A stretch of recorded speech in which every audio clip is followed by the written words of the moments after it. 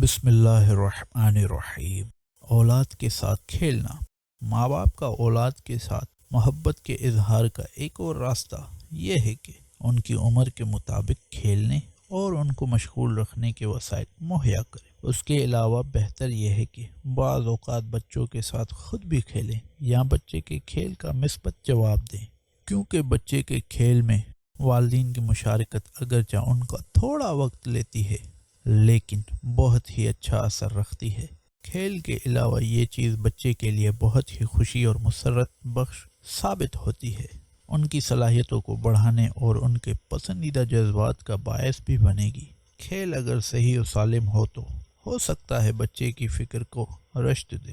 اس لیے کہتے ہیں کہ بچے کے تفکر کا نام کھیل ہے۔